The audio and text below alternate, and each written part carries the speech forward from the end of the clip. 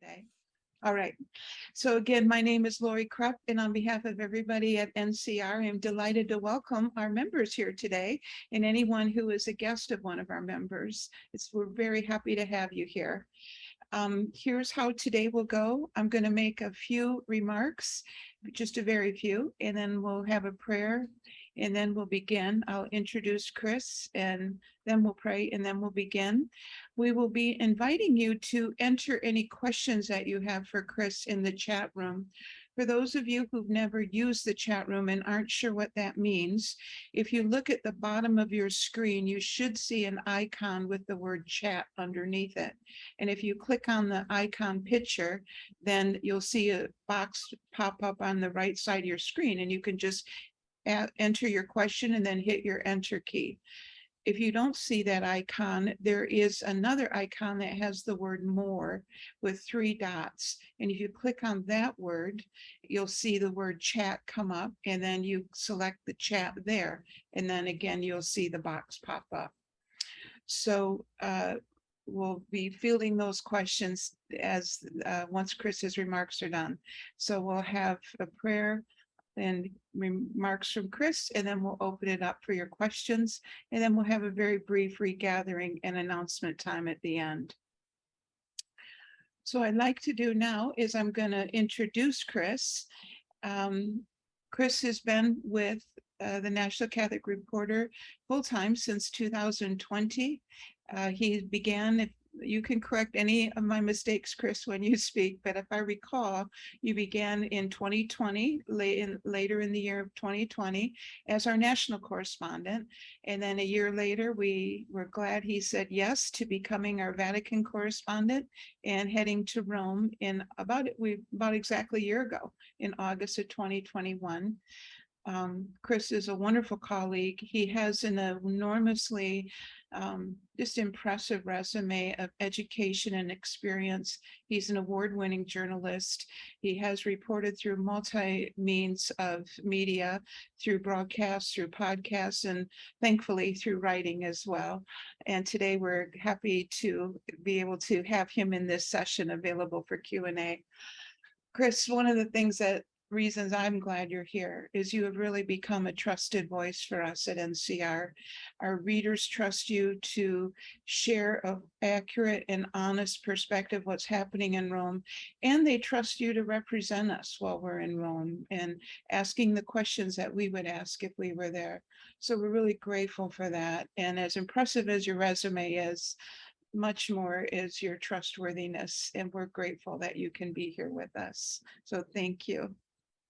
Great to be with you, Laurie. Thanks, Chris. So if it's all right, I'm going to say a brief prayer, Chris, and then I'll turn it over to you. Okay? So everyone, if you could just pause with me for a minute. If we were in a live session, this is where we would start moving to the chairs and looking for our friend and sit next to each other. So as you sit wherever you are, in your kitchen, in your living room, across the country, be mindful of the people you are here with today.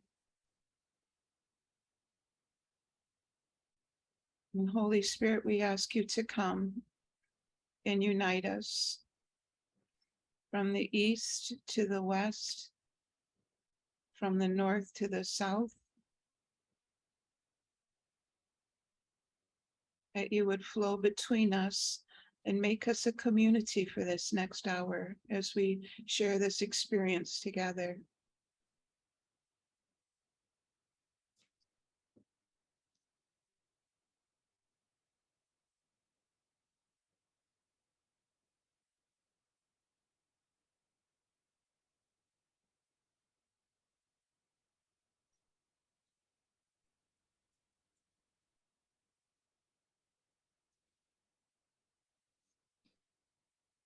For an increase of faith, of hope, and of love, we pray. Amen. Well, thank you for getting us started, Laurie, and thank you all so much for joining us today. I see in the chat that we have a few Canadians joining us. So let me just start by saying thank you for allowing me to visit your country last week with Pope Francis. It was a real pleasure to be back in Canada. I learned a lot along the way. And what I want to do just briefly here at the outset is just sort of paint in some broad brushstrokes here to talk about just some sort of major highlights from the trip. I'm not going to go day by day because I really hope this is more of a time that we can sort of have a conversation together through just sort of my brief reflections on the trip, but then your questions.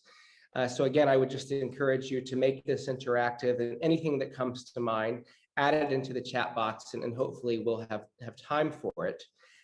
This was a trip that Pope Francis said today in his Wednesday general audience that was like no other. And we knew that going into the trip.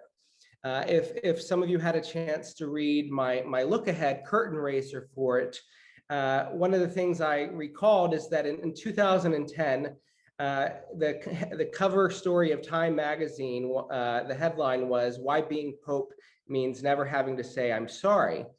And that's not entirely true, of course. Throughout history, popes have apologized, and especially Pope John Paul II in 2000 during the Great Jubilee year. But what the article was getting at really was that historically, church leaders have been reluctant to sort of own up to past failings. And here in 2022, we had Pope Francis that was flying from Rome to Canada, some 6,000 miles, with the sole purpose of saying, "I'm sorry." This is a Pope who has been struggling with mobility issues, as I'm sure you're all aware. And yet he went to spend 5 nights in the country, 6 days on the ground. And he hadn't spent that long in any country since 2016, when he spent 6 days in Mexico. So I think that was a real sort of sign of just how much he wanted to go to make this apology and to be there. This sort of special nature of the trip was felt in a number of ways throughout the trip, but I just want to start with the actual arrival in Canada. When we arrive, normally there's music playing as the Pope comes down the stairs, and we're exiting out of the back of the plane.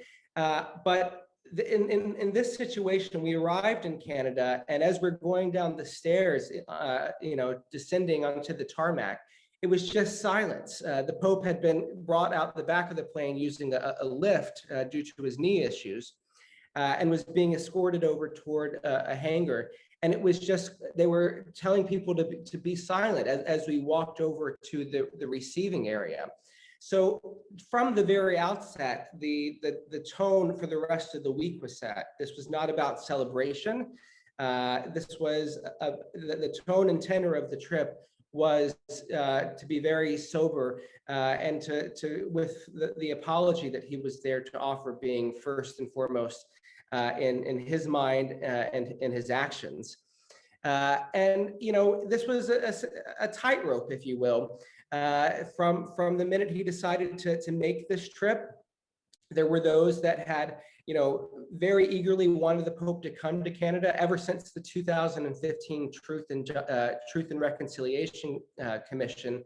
In their final report, they had issued a plea asking the Pope to come to Canada and apologize for abuses at Catholic Church-run residential schools on the ground on Canadian soil. But there were also those that, were angry that the Pope was coming. Those that just said it will never be enough. And in a sense, it opens up old wounds.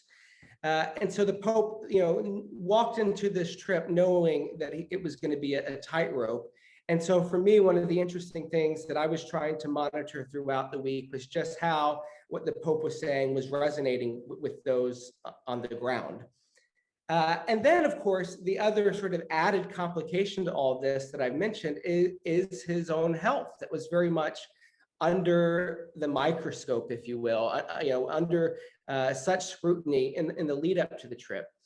The Pope in early July had to cancel a much anticipated visit to the Congo and South Sudan because of his knee.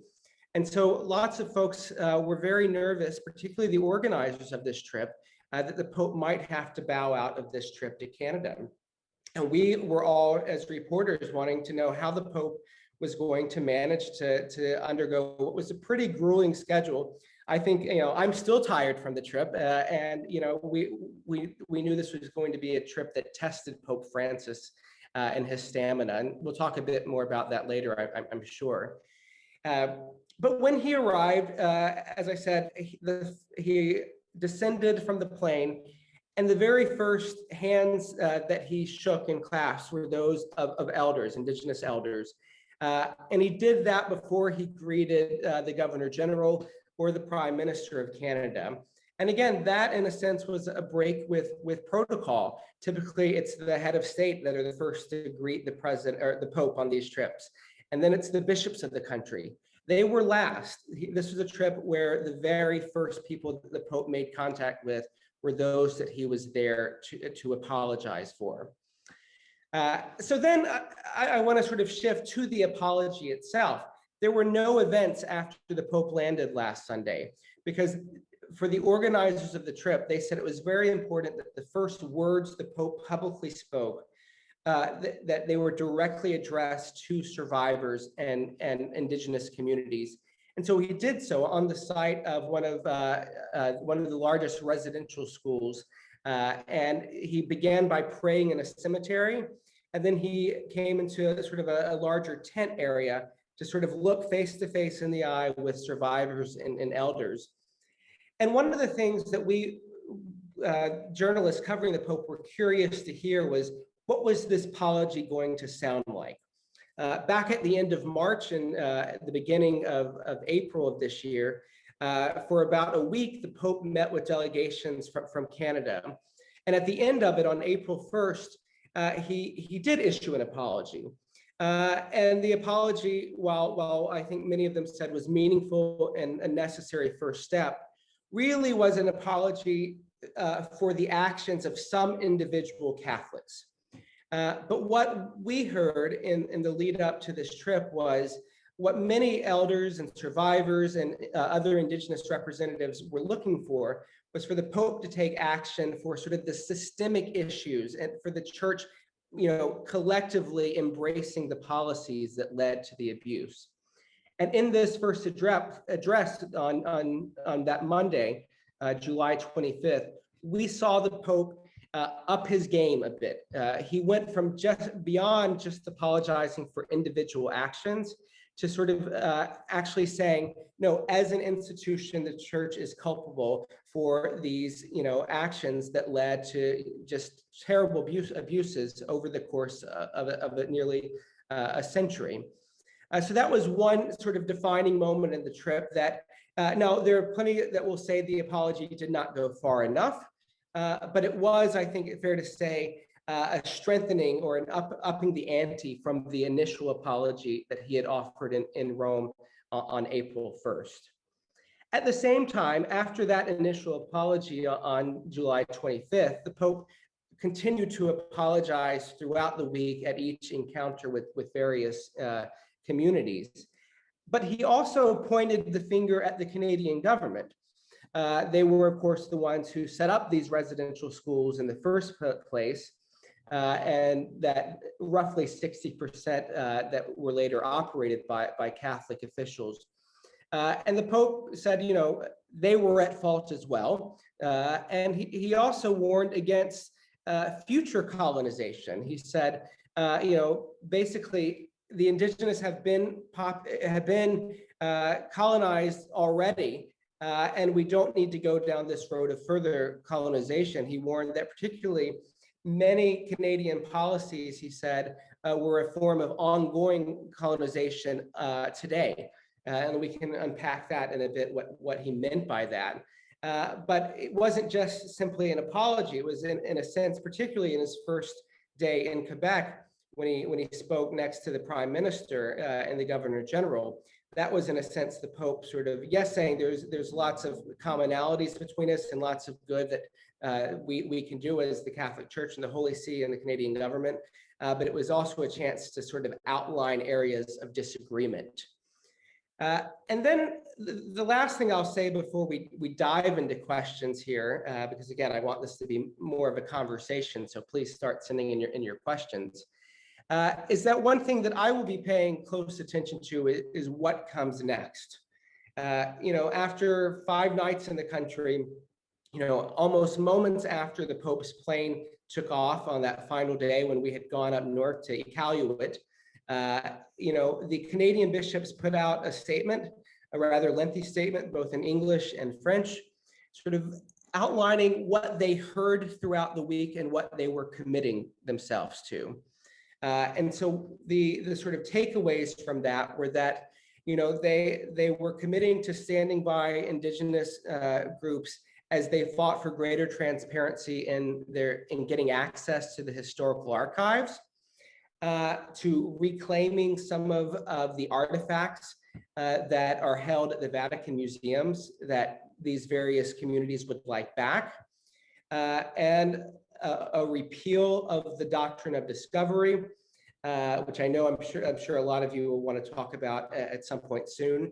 And then also, of course, financial, restitution.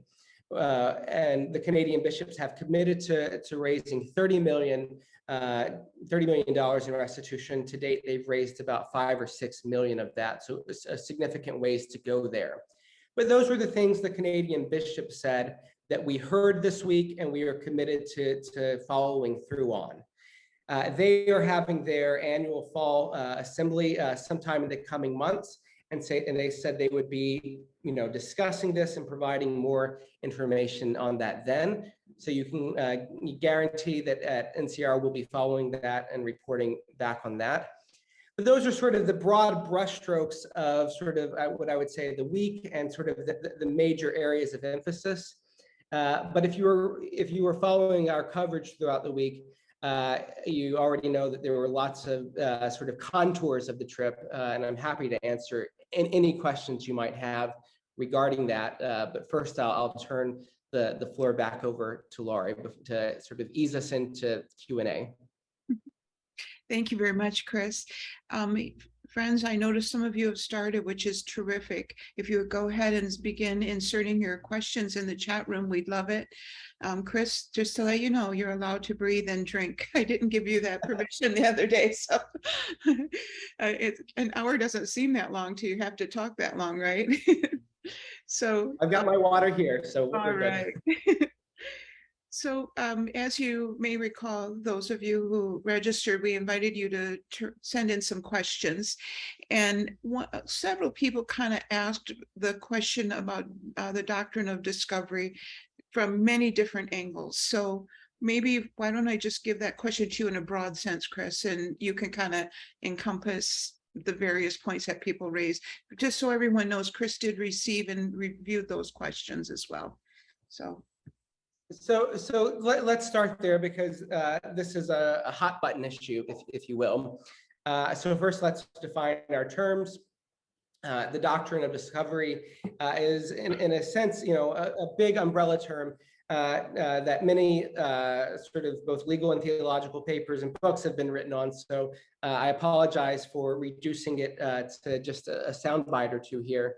But it is basically, refers to a series of papal bulls written specifically by 2 popes dating back to the 15th century that provided theological justifications for the colonization of indigenous peoples.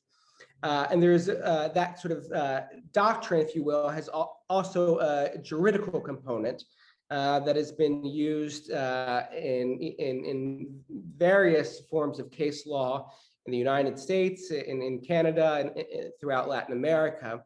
And the Holy See's official position on this is that there is no authority behind the Doctrine of Discovery, that it is effectively null, and that it has no sort of, there's no binding authority there.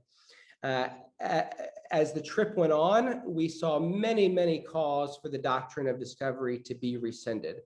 At the big mass in just outside of Quebec City, at the National Shrine there. Right before Mass started, we saw two protesters unfurl a large banner right in front of the altar that said, rescind the doctrine. The very first day, as the Pope was concluding his time at his first event, someone yelled that out as well. We saw various signs throughout the week. So this was a hot button issue that sort of loomed large over the Pope's trip. And what we've been told is that the Canadian bishops are working with the Vatican on what they've described as a clarification of the doctrine of discovery. Some Vatican officials seem to be, let's say, nervous or reluctant about the word recension. Some have said that there's no precedent for going back and correcting the record on everything the church has been wrong about in the past, and particularly where popes have issued statements that need to be corrected, that those statements are effectively dead once the Pope dies, is the way one Vatican official put it just last week. Now, this is something that others would say, particularly those that have made the demands for the doctrine to be rescinded, to say, well, if it has no binding authority, then why not rescind it? What's the big deal? And so we'll see what happens. There is at least some agreement that something will be forthcoming on that. We don't know what it will be. The Pope himself was asked about this on the flight back during these now infamous in-flight press conferences that he has with journalists on the plane. The Pope, well, it's quite complicated how and what he said, but he certainly said, these policies are evil and unjust and must be re-examined, and that colonialization is still happening today. But he didn't really get into the specifics about what might come next. I know that's not an especially satisfying answer to a lot of people. It certainly wasn't a satisfying answer to people that I had the pleasure of speaking with on the ground in Edmonton and Quebec and Iqaluit last week. That's effectively where things stand. As I promised you earlier, we'll keep our eyes on it and report back anything that there is to report, but that's where we are. So I know that a lot of interest in many of the questions ahead of time regarding the doctrine of discovery. So thanks, Laurie, for getting us started there.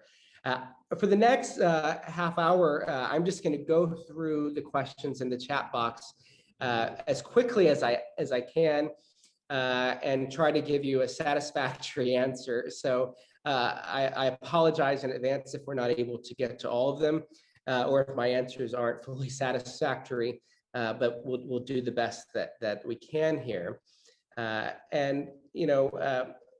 Again, lots of doctrine of discovery questions here. But we've got a question here about just wondering what the response of US Indigenous leaders who were present in Canada, did they accept the apology offer there? And I think the same could be, you're asking about US Indigenous leaders. One thing I want to be careful of, and I hope our reporting was reflective of this, is that there is no one spokesperson for the Indigenous. Even their leaders are divided.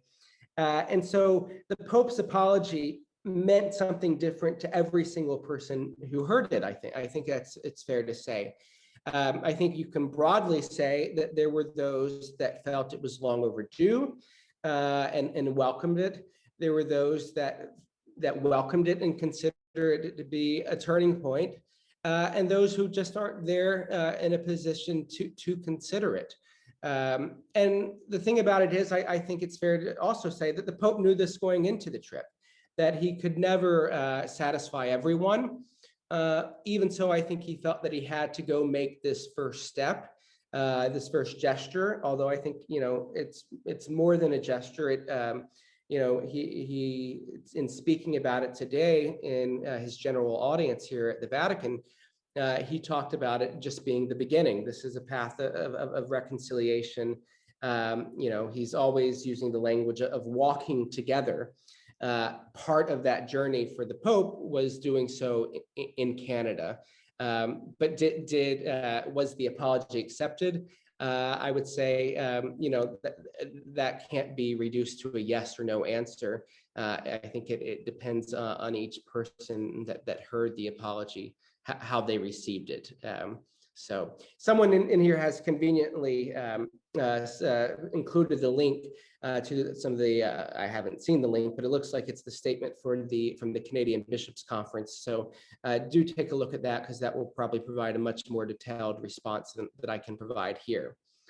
A question here that I've gotten a lot after this trip were, how are the Pope's spirits upon leaving Canada? Did he seem relieved or burdened by how much more there is to do? And I'd say both. The Pope spoke for about 45 minutes on the plane ride home during the in-flight press conference. And in general, his spirits were quite high. I think part of that was the fact that the trip, in a sense, was behind him. And considering all the sort of anxiety and skepticism and doubt looming over the trip, would he be able to pull it off? I think he was just relieved that he had managed to go 6 days and was able to have the endurance to do so. Now, he admitted that he said these days have been pretty intense, and we're going to have to reevaluate future trips. Now, he was also committed to still traveling, but saying these trips might look very differently in the future. But today, when he was speaking about the trip in his general audience, he said, the pain and the testimony of these survivors, I can't remember the exact phrase he used, but he used the word, listening to it, it was like slaps to him, that he felt the pain. It was that close. And I think that was his way of trying to communicate just how much, as he was confronted by this history yet again, and hearing these stories, just how much he was aggrieved by it and by them. And he dedicated this entire general audience to it today. And I think it's something, one of the things this Pope does often is, months down the line, we hear him reflecting back on trips he's made, lessons that he's learned, people that he's met. And I certainly think that will be the case with this trip, that these encounters will linger and stay with him for some time. So, hi, Chris, from my colleague, Chris Erlinger at Global Sisters Report. Good to see you and chat with you virtually. There was at least one story I read that said there was a bit of controversy about Francis wearing an indigenous headdress. Some thought it was a proper gesture, others thought it was inappropriate as a symbol of appropriation. Any impressions? I think most people that I spoke to on the ground were not upset that he actually wore the headdress. It was seen as an act of sort of chief to chief, offering it to him, in a sense, an act of honor, and him just saying yes and receiving it.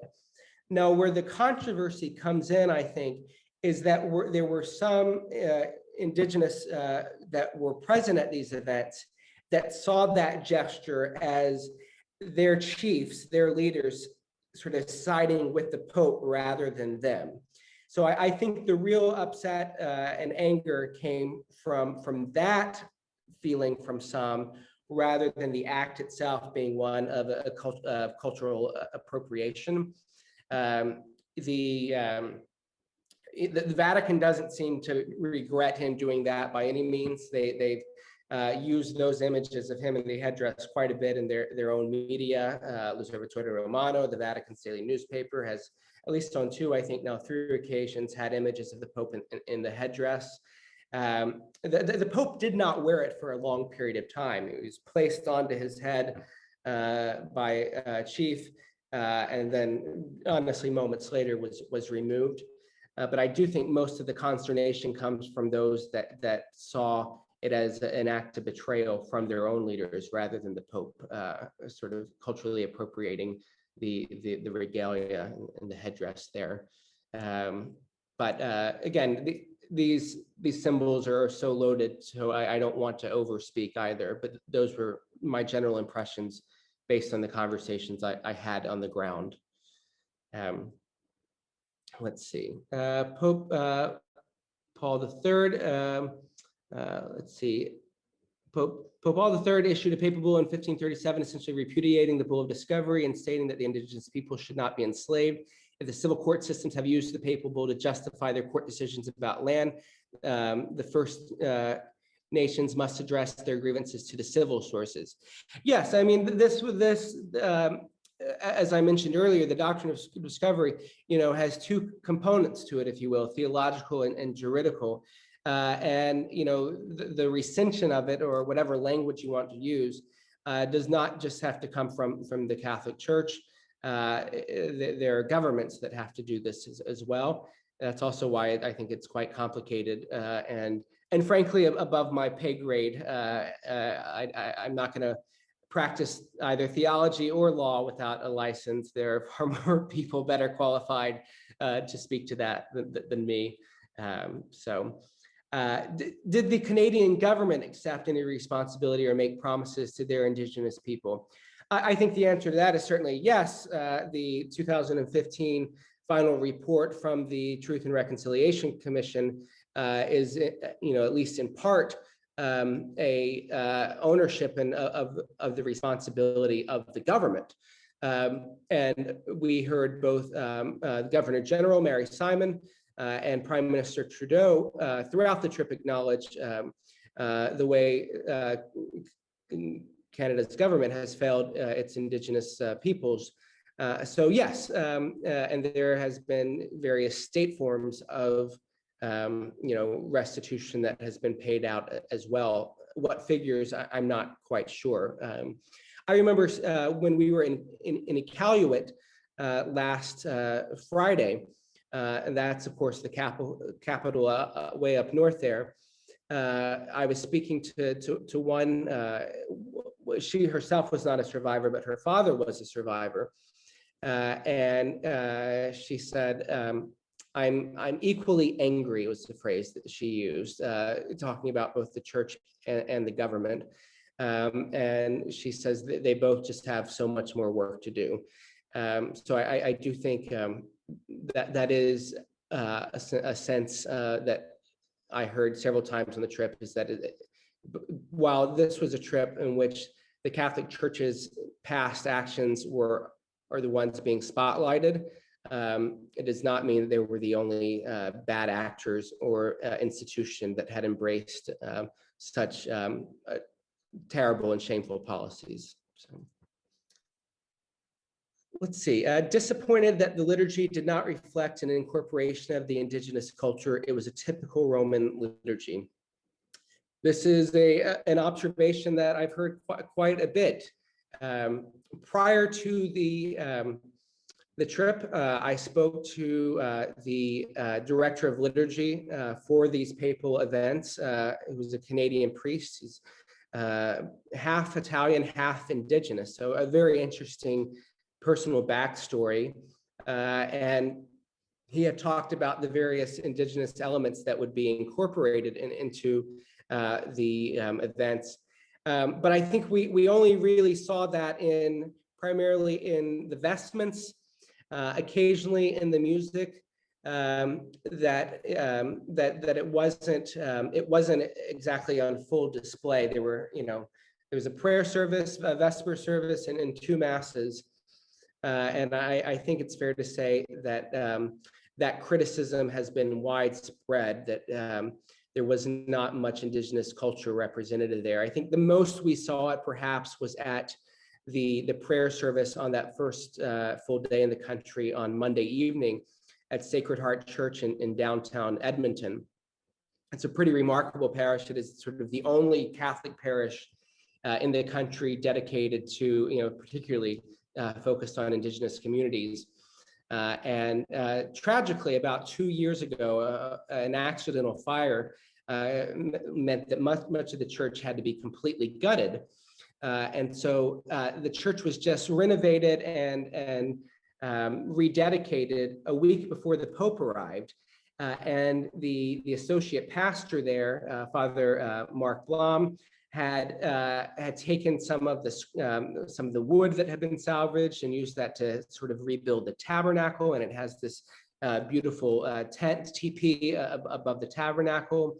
The altar has this sort of wooden tree trunk sort of base, and we saw in the prayer service there their own local choir performed for the Pope. That's when I think you got the real taste of some of the indigenous customs being incorporated into the worship. But in other events, it was lacking.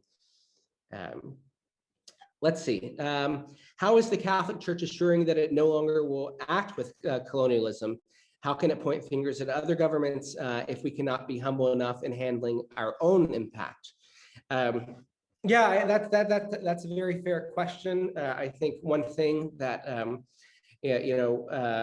many people have raised is, the church is both in this trip apologizing for history, while at the same time its own house is still not in order. The only thing I can say really is that I think this is something that this Pope in particular is very mindful of. In 2008, when he was then Cardinal Jorge Mario Bergoglio, the Archbishop of Buenos Aires, Argentina.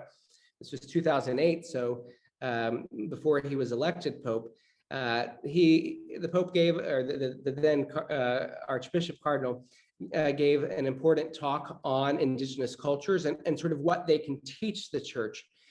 He talked about how their sense of popular devotion is something that the entire global church stands to gain from.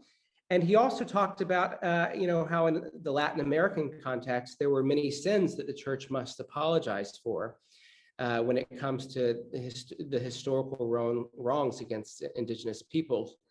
And then, of course, in October 2019, the Pope convened a month-long synod, the Synod on the Amazon, where he invited Catholics from around the world to focus specifically on the Amazon, both its ecological needs and the awful destruction and devastation that is happening there in the Amazon region, but also the pastoral concerns there.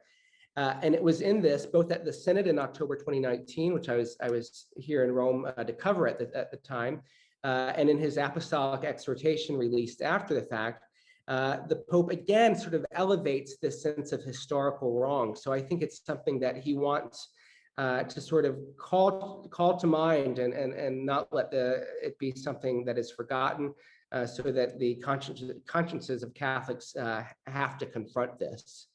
So let's see. I've got rituals, liturgies. The beginnings at the school had the chiefs dancing into the gathering along the way. There were other rituals coming from indigenous folks all the way to the Eucharistic liturgy at the end. How did you personally experience the rituals? Did Francis make any comment? So one of the things that the organizers of the trip had sought to highlight is that the dancing and songs that would be offered, for the most part, would be songs and dances of healing and sorrow. And so for me, I guess, as an outside observer, as an American coming into this context without a ton of exposure, I will be honest and say it was a real education. I was fortunate to be here in Rome at the end of March and the beginning of April when the indigenous delegations were here to meet with the Pope. And we reporters covering that it was sort of a chance where we could get exposed to some of the indigenous cultures, customs, and practices. And it's very moving and quite striking, particularly when the Pope arrived, the drummers and the song. For me, the heartache that was present in that was just so palpable, and I think the Pope certainly sensed that. In any of these settings, whether it's one of sorrow, such as a trip like this, or whether he's at another event where there's song and music and dance, I would say the Pope tends to just be an observer. He doesn't tend to comment too much on what is taking place. But we certainly saw him at various points, point to his heart. And afterwards, when he greeted those that performed for him, he would clasp their hands and offer some sort of private word to them.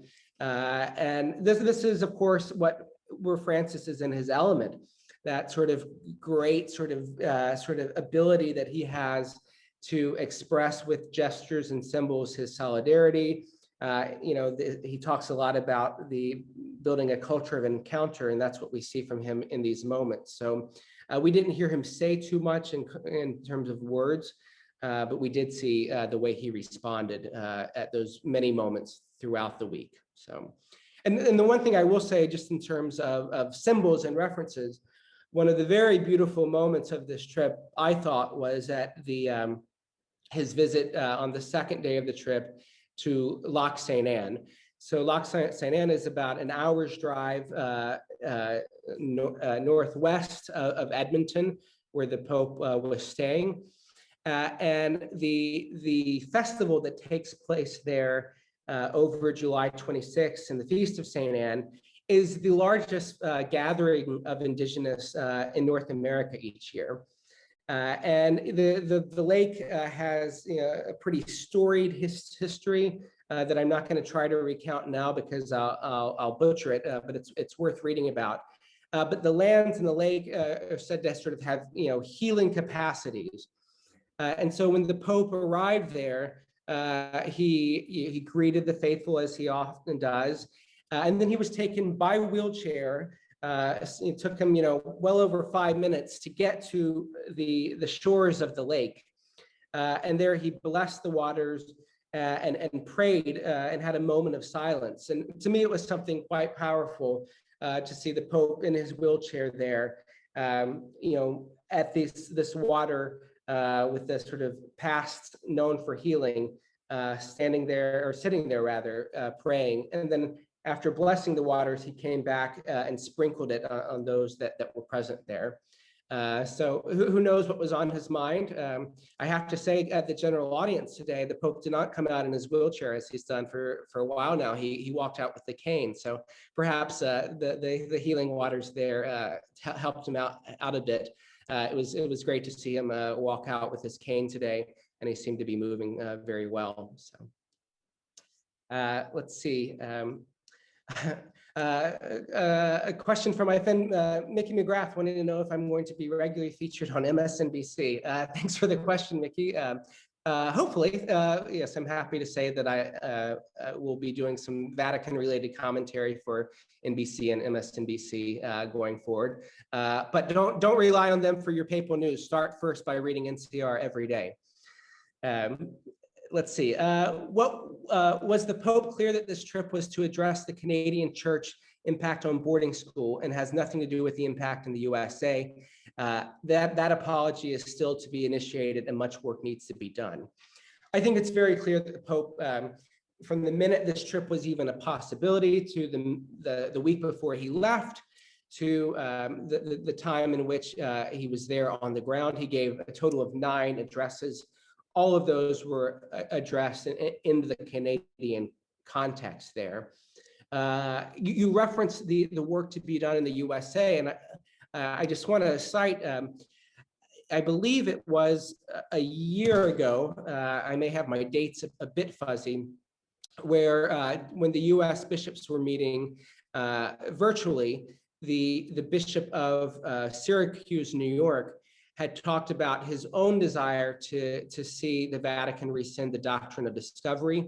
And there was a follow-up interview that we have at NCR where he talked about that. That article is about a year old, but that is something that he seems quite passionate about. He's fairly new to the Syracuse area, I believe, this particular bishop.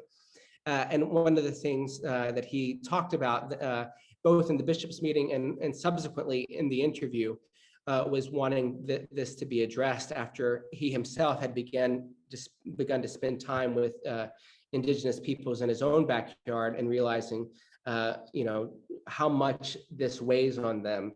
So I don't know to the extent that he's discussed that more broadly with other bishops in the U.S., but he's I would say, the most prominent bishop stateside to talk about the issue.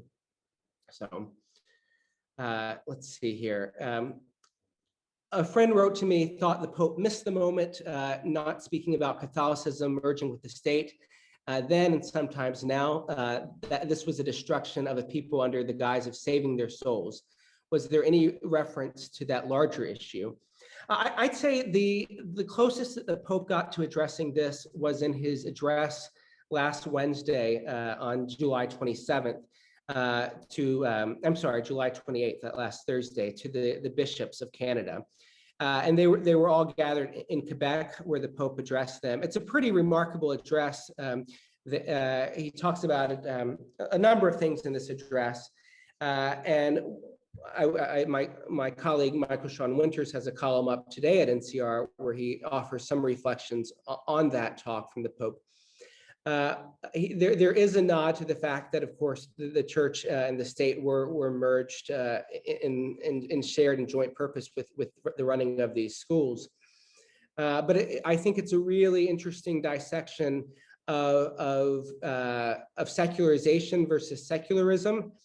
And the Pope has some really fine things to say about that. Canada, of course, has experienced tremendous decline in terms of religious practice and affiliation, especially in the province of Quebec, where he was giving this talk.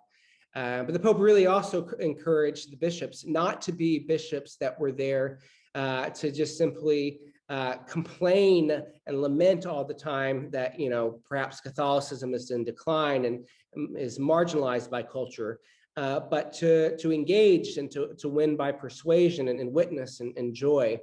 And I think you get a very good vision of what sort of a bishop Pope Francis is looking for if you read his remarks. So read them in their entirety. It's about a 4-page speech, and you can also read a more distilled version of that at NCR today in Michael Sean Winters' piece. So let's see.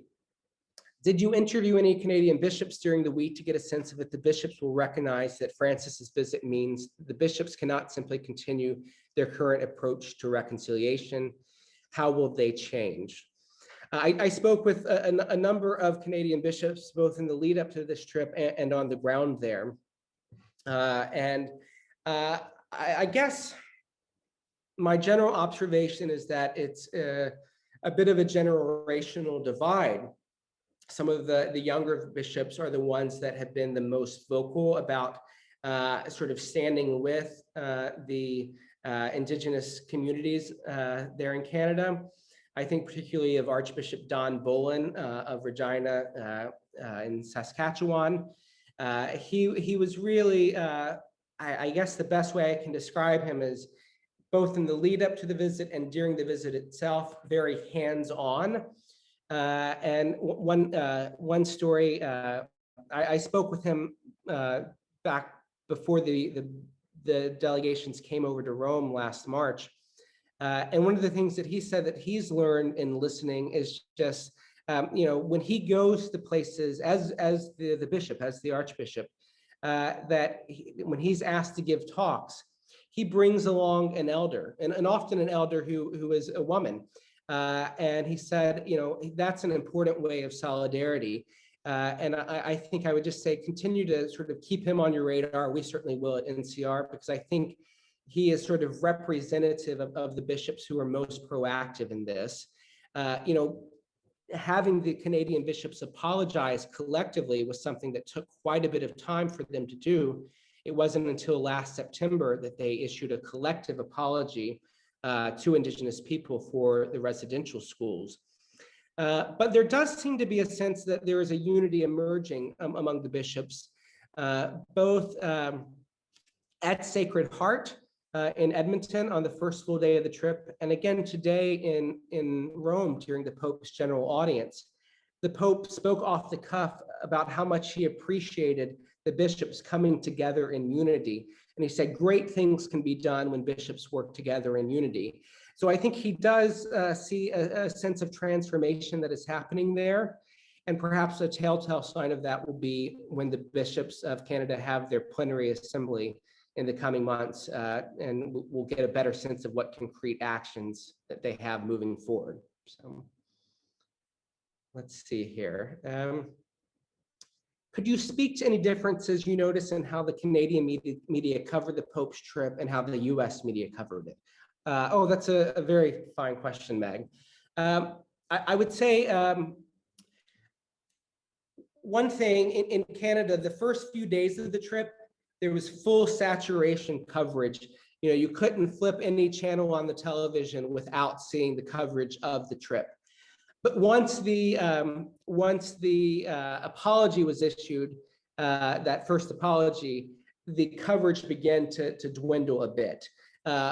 Yet it still was something that was being covered every day in the Canadian press. And in terms of the US media, particularly the mainstream secular media, they only cared about that initial apology, and then the rest was just a blip. I don't know that any of the major networks really dedicated much time to the trip after the first 36 hours that the Pope was in the country.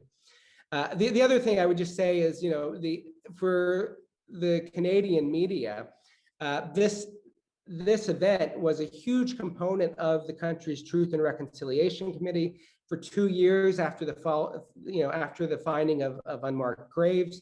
This has been a dominant storyline in the Canadian media in a way that has saturated it, that we've seen just, you know, I'd say traces of in the US media, but not nearly as much. So I would say the amount of attention was night and day. This is just a guess, but I imagine when Pope Francis visited the United States in 2015, you know, it was certainly covered by Canadian media, but not to the same extent. So perhaps the inverse of that was true on this visit. That's just a thought. If you looked at the local papers in Canada every day, you know, from Monday through Saturday, he was certainly on the front page of every major paper, though. Let's see here. This is a very good question, and I should have mentioned this earlier. What language did the Pope speak in, Spanish or English? The Pope, he gave his addresses in Spanish, but I think it's worth noting that the Pope, in many of the liturgies, spoke in English. And this is something we rarely see the Pope doing. The Pope is not an English speaker. He once spent, I think it was about 6 weeks, maybe a few months, many years ago, learning English in Ireland, but his English fluency is quite limited. So I was told that he had been practicing the liturgy in English, and I have to say he sounded pretty good. There were of course times in which it was, you know, maybe a bit more difficult to understand than had he been celebrating it in his mother tongue. But he did speak in English a lot more than we've heard him in a very long time. So I was surprised by that. At our press briefing at the Vatican ahead of the trip, we were just told the Pope would be speaking primarily in Spanish. And so the English came as a surprise. The other thing is that when the Pope spoke, there were translations. So folks weren't just listening to it on an earpiece, but there was a translator that provided translations primarily in English, but in some places in French as well, especially once we traveled to Quebec, the French-speaking region of the country. So let's see, I'm going to take maybe one more question, and then I'll turn it over to Laurie, if that's okay. Do we have time for one more? That's okay? exactly what I was going to say. Terrific, Chris. Thanks. I would just say, we've got a question here. How can we best learn the big picture of the history of this issue?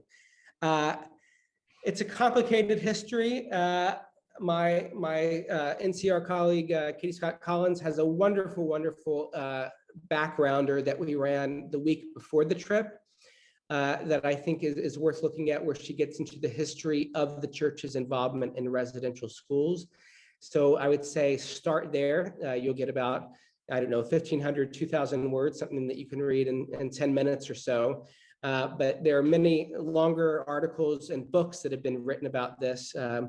So very much do take a look at that. And I'll answer Bill's question here. Are the one-on-one exchanges with reporters on the plane mostly in Italian, but in Spanish with the Spanish journalists? Great question, Bill. The Pope, on the way to wherever he's traveling, comes back where we journalists are seated in the plane and greets us all one-on-one. It's a very special moment. Some reporters try to use it to get information out of the Pope. Others use it to ask the Pope to pray for something, and others just use it to joke with the Pope. And typically, if he's talking to Spanish language speakers, he's speaking in Spanish. Otherwise, it's all Italian. So, but those are always great moments of fun. And then everyone scurries about the plane, trying to find out what the Pope said to them, and if there's anything newsworthy that we need to report. So, thank you. Thank you so much, Chris. Really grateful for all your time today. And you fielded those questions like a champ. Way to go. Well, you all kept me busy, but it was a lot of fun, in a sense, reliving the trip. So thank you all for your questions. Well, a couple of things for everyone to know. In the next few days, you'll receive an email from us, and that email will include a link to today's recording, so you'll be able to relive it and or forward it to someone whom you think might be interested in it. The link will also include some resources that were referenced today. Chris, you referenced a couple articles today, so we'll be sure and include links to that. Also, we would love to hear from you. If you're aware of any resources that might help answer some of the questions that people asked today, if you would email them to me, you can use the word events at ncronline.org. If you would email any ideas you have or suggestions for your fellow participants today, we'll be sure and include that as well in what you receive from us. I never like to end a gathering without saying thank you. I really love seeing the names come into the meetings when we have these sessions. So many of you have been with us a long time. We are so grateful for your donations and for your support. Our membership program, it just continues to do well for us. We're so pleased, and we're really excited to maybe, cross our fingers, be able to even do some live events as well in the coming year. So stay tuned on that. We're really pleased. Thank you. And if you are a member, one way you could really help us is spread the word about this. If you feel being an NCR Forward member has been of value to you and it's a good way to support independent Catholic journalism, we invite you to forward that to a friend, forward our membership program. If you are here today as a guest of a member, I'm going to include in the follow-up email a little bit of information about our membership program. It's important to NCR that we keep our reporting free of charge and available to anybody who wants to be able to read it and access it. So many people have write to us and tell us that what they read from us is a lifeline for them. And so we want to keep it available. Your generosity makes that possible. And we simply lack the words to say thank you. We are very grateful. So you'll receive information about the member program. You will receive information about making a donation, and you will receive information about following up this topic today. So with that, we invite the Holy Spirit to come. We are mindful of everything that happened during the week that our beloved Pope was in Canada. We are mindful of all the people who came to him with hope, in tears, pain, and joy. We ask the Holy Spirit to take it all, to prompt us to do what we need to do, and to build bridges that we cannot build. We leave all in the hands of the Holy Spirit, and we ask for continued life for our brothers and sisters in Canada. Amen. Chris, we can't thank you enough. We're glad you could drink your water now and again. But thank you for sharing with us. And hopefully we'll be keeping you on that papal plane where a lot of the good stuff really happens, right? Stay tuned. The Pope's headed to Kazakhstan in September, and we'll be providing you coverage from there. So thank you all for your support of NCR. Please keep reading, and please keep your membership up as well. It means a lot. Thank you, Chris. All right, see you next time. Our next event is August 16th. You'll be receiving more information about that soon. God bless. Bye, everybody.